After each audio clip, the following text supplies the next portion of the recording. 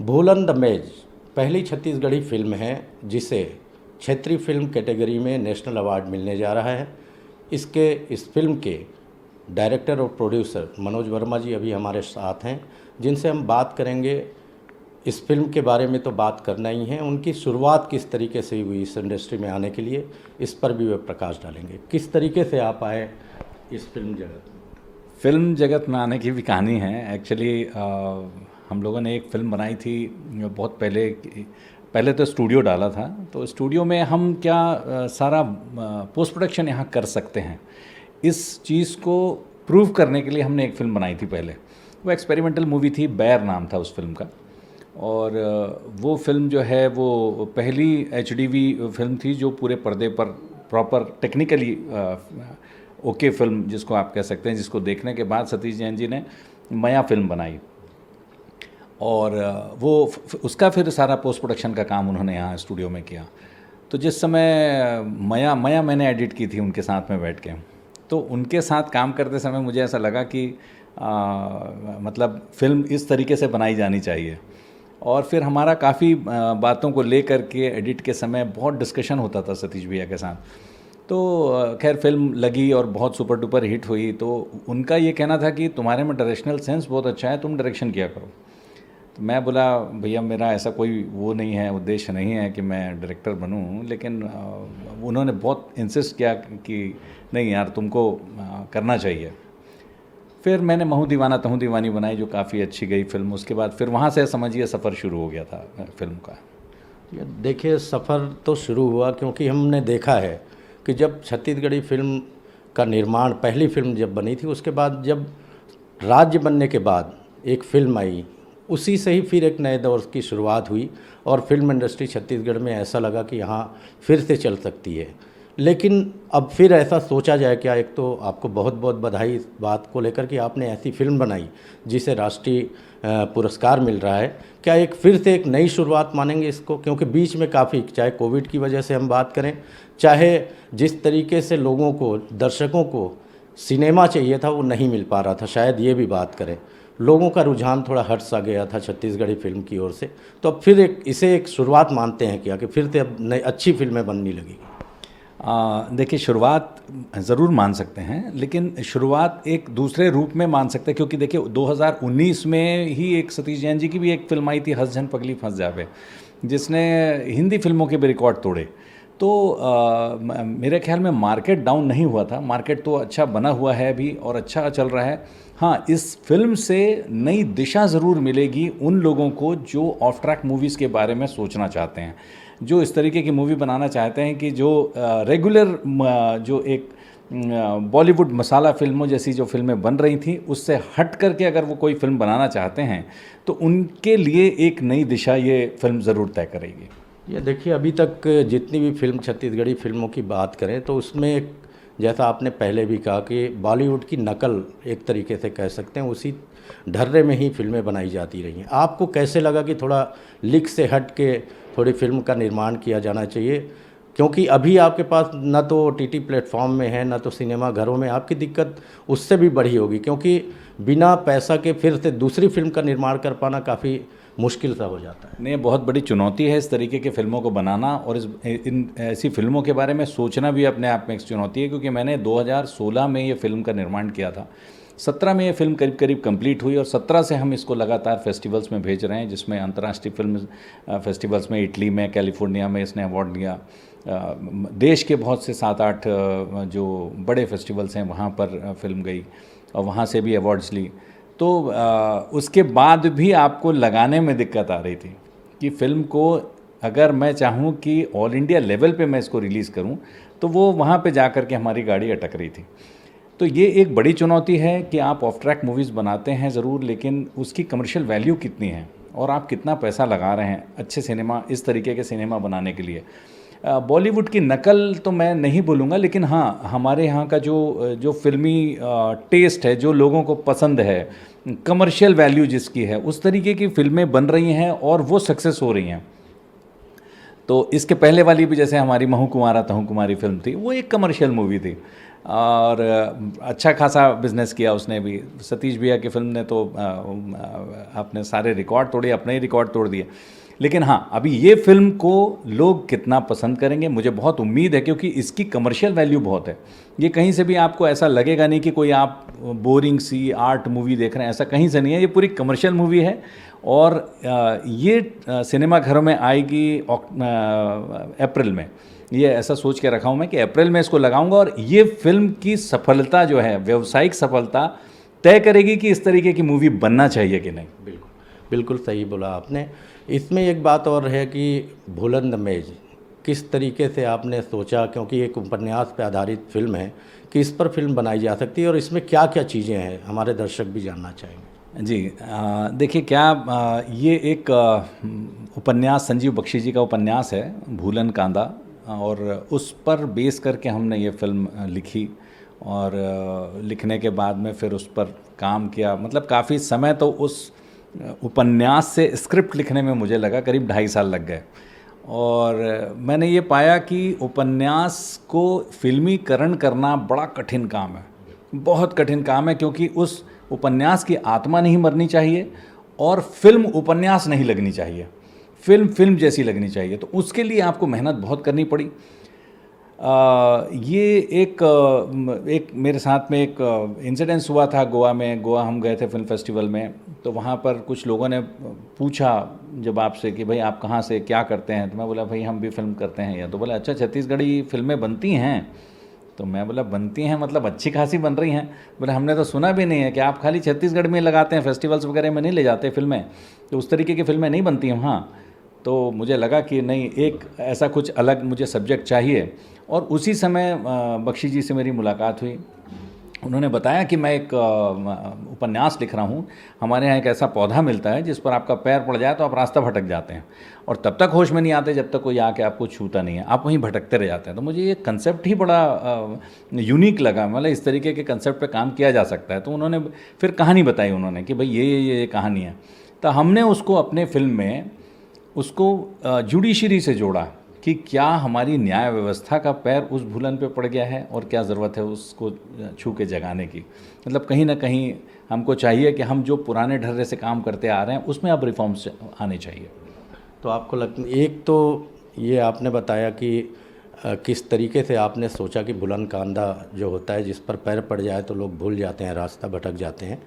अगर हम बात करें इसके निर्माण के समय की, तो काफ़ी कठिनाइयाँ हुई। एक तो कहाँ आप लोगों ने इस फिल्म का निर्माण किया, कहाँ शूटिंग हुई, और काफ़ी उस समय भी आपकी जिस तरीके से रोचक बातें हैं उस समय की, उसको बताने की थोड़ी कोशिश की। इसके लिए हमने एक बड़ा ही कहना चाहिए यूनिक गांव है महुआ भाटा।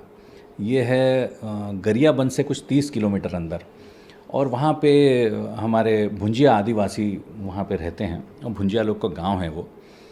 उस गांव की भी एक कहानी कि वहाँ करीबन इस फिल्म के निर्माण के 15 साल पहले मैं वहाँ उस गांव के पीछे के पहाड़ी में ट्रैकिंग करने गया था।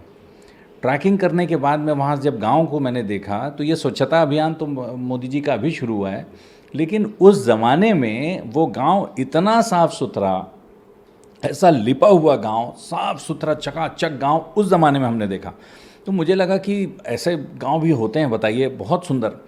और वो कहीं ना कहीं मेरे जहन में वो गांव बैठा हुआ था। तो जब बख्शी जी की उपन्यास मैंने पढ़ी तो उसमें इस तरीके के गांव का वर्णन दिखा कि ऐसे लिपे पुते गांव साफ। तो जब मैं पढ़ता था इसको तो मुझे वो गांव दिखता था पढ़ते समय विजुअल में। अब 15 साल बाद जब हम इस फिल्म को करने के लिए लोकेशन हंटिंग के लिए गए, तो मुझे लगा कि ये मुझे याद ही नहीं आ रहा था वो गांव कौन सा था। तो बहुत ढूंढने के बाद कहीं से पता चला कि ये यहाँ गरियाबंद से, इतना गरियाबंद तक मालूम था, उसके अंदर भी जाते हैं वो भी मालूम था, लेकिन गांव कौन सा था नहीं मालूम था। फिर कहीं से पता लगाया कि भुंजिया बस्ती कहाँ है, उन्होंने बताया फलानी जगह। तो वहाँ ले करके हम वहाँ पहुँचे। वहाँ जा कर के 2-3 बार वहाँ रेकी किए, गांव वालों से बातचीत किए, उनसे पूछे कि भाई हम यहाँ फिल्म करना चाहते हैं और आप लोगों का सपोर्ट चाहिए होगा। तो वो सारे गांव वाले इतने मतलब ऐसा उनके अंदर से सहयोग की भावना थी और उन्होंने भरपूर सहयोग किया। हमने जो भीड़ भी वहाँ पे लिए वो सब पेड भीड़ थी, मतलब उनका जो भी हमने रोज़ी उनकी थी उस हिसाब से हमने फ़िक्स करके उनको सारे एज एन आर्टिस्ट उनको लिया हमने। तो मज़े की बात ये थी कि हमारे यहाँ के जो लोग प्लस गांव वाले ये सब मिल करके वहाँ पे ऐसा लगता था कि ये सारे के सारे गांव का हिस्सा हैं। और दिक्कतें ऐसी थी कि वहाँ पे महुआ भाटा ऐसे जंगल के अंदर में है कि वहाँ रुकने की व्यवस्था की बड़ी प्रॉब्लम थी। तो एक एग्रोक्रेट करके एक वहाँ पे एक NGO था, उन्होंने अपने लिए एक शेड वगैरह बनाया था। उस शेड में हमने पूरी टीम को ठहराया। हम लोग पीपर छेड़ी के रेस्ट हाउस में रुके। बाकी जो बॉम्बे से जो आर्टिस्ट आ रहे थे, बाहर के लोग थे, उनको गरियाबंद रुकवाते थे। तो 30 किलोमीटर रोज़ जाना, रोज़ उनको लेकर के आना, छोड़ने जाना, ये सारी। ये इस बीच में ये भी मैं कहीं से मुझे जानकारी मिली है कि उस समय सांप और तेंदुआ का भी आतंक था आप लोग जहाँ पे रुके हुए थे। बिल्कुल बिल्कुल। सांप तो ऐसा था साहब कि नीचे जहाँ सारे लोग सो रहे हैं तो वो कुछ 20-25 फीट ऊंचा शेड लगा हुआ था और शेड में पाइप्स लगे थे। उन पाइप के बीच में से सांप ऐसा आते जाते दिख जाता था। एक बार तो वो सांप ऊपर से गिरा नीचे, तो इतना मतलब वहाँ तमाशा हो रहा था कि कह नहीं सकते थे। लेकिन सारे लोगों ने बड़ा कोऑपरेट करके, और वो सांप को तो खैर मारे नहीं हम लोगों ने, मैं ही पकड़ के उसको बोरे में ले जा करके बाहर फेंका। तेंदुआ का ऐसा था कि गांव में हम रात रात में शूट करते थे, देखे तो नहीं, लेकिन गांव वाले बताते थे कि साहब कल रात को तेंदुआ आया था और ये कुत्ता ले गया यहाँ से एक। तो ये इस तरीके की बातें जो हैं वो सुनने को मिली, ये देखने को मिला, मतलब सांप वाला जो था। जी जी। तो निश्चित तौर पर जो प्री प्रोडक्शन था उस दौरान में भी काफ़ी मुश्किलों का सामना करना पड़ा। अब हम बात करते हैं छत्तीसगढ़ की सरकार से मिलने वाली सहायता की। एक बहुत अच्छी पहल इस सरकार ने किया है कि आपकी ही फिल्म को 1 करोड़ रुपया, पहली फिल्म है आपकी जिसको दिया जा रहा है। तो इस पहल को किस रूप में लें? नहीं, ये देखिए अपने आप में मैंने जैसे बताया कि इस तरीके की फ़िल्मों का कितना व्यावसायिक दृष्टिकोण सार्थक हो सकेगा, उस हिसाब से ये तय होगा कि इस तरीके की फ़िल्में आगे बनेंगी कि नहीं बनेंगी। तो अगर आपकी फ़िल्म नेशनल अवार्ड जाती है और नेशनल अवार्ड लेकर के आती है तो सरकार ऐसी फ़िल्मों को 1 करोड़ रुपए देने की उन्होंने एक नीति बनाई है। उसके अंतर्गत ये सारी चीज़ें हो रही हैं। और इस फिल्म को भी उन्होंने एक कहना चाहिए 1 करोड़ रुपए देने की घोषणा की है। तो हम सारे के सारे लोग इस योजना का, इस नीति का स्वागत करते हैं और सरकार का धन्यवाद करते हैं कि अच्छी फिल्मों को बनने के लिए एक अच्छी सफल नीति बनाने का उन्होंने प्रयास किया है। और मुझे ऐसा लगता है कि इससे एक बड़ी सहायता जो है वो प्रोड्यूसर्स को होगी और आगे वो सोच पाएंगे कि हाँ इस तरीके की फिल्में हम कर सकें, क्योंकि कुछ ना कुछ हिस्सा तो उनका निकल जाता है। तो ये एक बहुत बड़ी बात है और मैं दिल से धन्यवाद देना चाहता हूँ। जब भी वो राशि मिले, मुझे मालूम नहीं कब मिलेगी, लेकिन घोषणा हुई है तो मुझे पूरी उम्मीद है कि वो बहुत जल्दी वो करेंगे उसको। एक और मुश्किल आती है छत्तीसगढ़ी फिल्म निर्माण करने वालों के साथ में कि यहाँ पर छत्तीसगढ़ में सिनेमा घरों की काफ़ी कमी है। और दूसरी बात हम देखते हैं कि जिस तरीके से प्रमोशन, चाहे हम मराठी फिल्मों की बात करें, महाराष्ट्र में होता है और उनको टैक्स फ्री भी किया जाता है और उनके पास सिनेमा घरों को भी बाध्यता रहती है। सरकारी नियम ऐसे बने हुए हैं कि उनको मराठी फिल्म चलानी ही है। इस तरीके की बाध्यता, इस तरीके के नियम कायदे अभी छत्तीसगढ़ में नहीं बने हैं। बहुत सीमित सिनेमा घर हैं आप लोगों के पास में। क्या लगता है आपको कि ये मांग लंबे समय से आप लोगों की रही है? ये बिल्कुल, ये हम शुरू से यही बोल रहे हैं कि सर हमें बाकी चीज़ें आप दें ना दें, कम से कम इतना इंतज़ाम करवा दीजिए कि कुछ नए थिएटर्स खुल सकें। आप कुछ ऐसी सब्सिडीज़ करा दीजिए कि लोग प्रेरित हों सिनेमा घर खोलने के लिए, क्योंकि जहाँ पर हमारे दर्शक हैं वहाँ सिनेमा घर नहीं है। तो अब उनको बड़ी दूर से आना, जैसे आप देखेंगे कि आप अभनपुर में नहीं है, गरियाबंद में नहीं है, ये बड़ी बड़ी जगहों पे थिएटर्स नहीं हैं।